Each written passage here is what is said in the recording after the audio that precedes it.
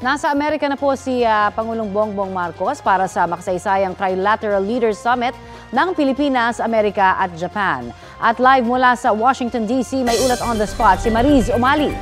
Mariz.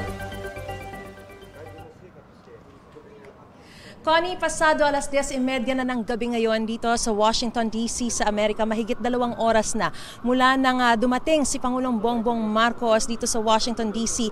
para dumalo sa kauna-unahang Trilateral Leaders Summit na gaganapin bukas kasama si Japanese Prime Minister Kishida Fumio at si US President Joe Biden, ang host country ng Amerika. Dito mismo magaganap sa White House na nasa likuran ko. Bukod sa makasaysaya, napakahalaga rin daw ng Trilateral Leaders Summit sa gitna ng mas agresibong mga hakbang ng China sa ating mga barko sa West Philippine Sea. Ayon sa Amerika, isa ito sa mga pangunahing agenda na mangyayaring pulong. We stand strongly by our alliance commitments to the Philippines. Of course, this trilateral meeting comes at a very important time as the Philippines has found themselves under increasing pressure from the PRC in the South China Sea.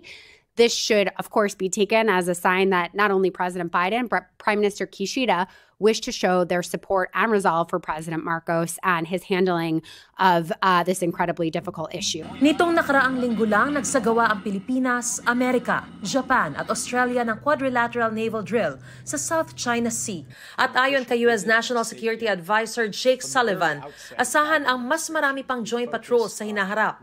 Sa isang press briefing naman, sinabi ni US National Security Communications Advisor John Kirby na nababahala ang Amerika sa mga nakikita nilang agresibong hakbang ng China sa West Philippine Sea. Kaya kung sakali mang magsagawa ang mga bansang ito ng joint patrols, wala raw dahilan ng China para umalma. There's no reason to overreact to this.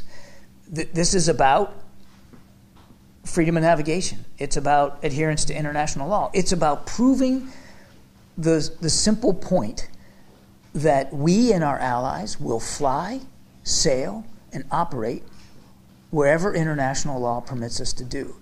And it does in the South China Sea. At the end of the day, the rule of law, the respect for international law, and the respect for the arbitration award is all that we are really looking at.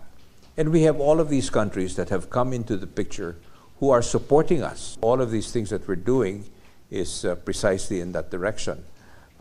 For so many years, the Filipino patience has been stretched to the limit. Paglilinaw ni Ambassador Romualdez, hindi layo ng mga hakbang na ito na magkaroon ng alitan sa anumang bansa, kundi makiusap lang na sumunod sa international rules-based order.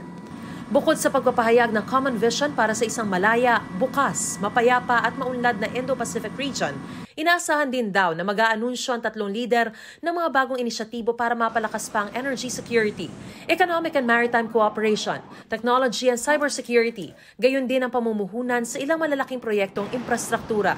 Dagdag ni Romualdez, inaasahang makalilikom ng $100 billion na investment sa ating bansa ang trilateral summit na ito sa loob ng 5 taon. Connie, bago ang Trilateral Summit ay magkakaroon din ng mga bilateral meeting muna ang ating mga kalihim ng Department of Foreign Affairs at Department of Trade and Industry sa kanilang mga counterpart, kaya inaasahang may mga kasunduan pang malalagdaan. At yan ang pinakasariwang balita mula rito sa White House, sa Washington, D.C. sa Amerika. Balik sa iyo, Connie. Maraming salamat, Mariz Umali.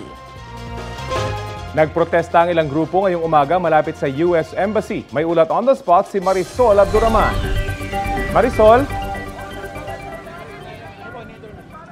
Rafi, sa US Embassy sana ang tuloy ng iba't ibang militanteng grupo para sana magkilos protesta, pero sa bahaging ito pa lang ng Kalaw ay hinarang ng sila ng mga pulis. Nasa 200 meters daw ang layo nito mula sa embahada.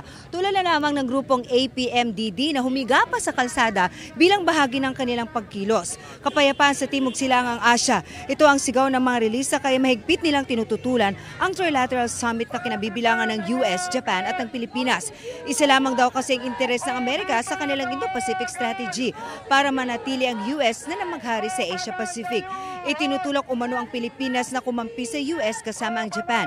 Paghahanda raw ito ayon sa grupo sa malakas na gyera na naglalagay daw sa panganib sa ating mga Pilipino.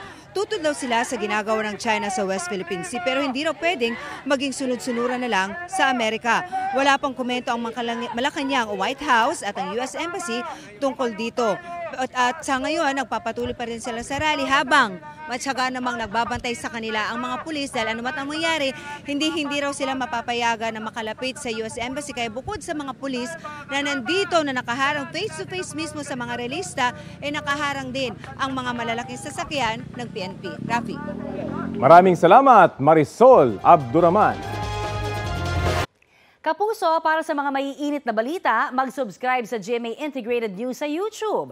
Sa mga kapuso naman abroad, subaybayan nyo kami sa GMA Pinoy TV at sa www.gmanews.tv.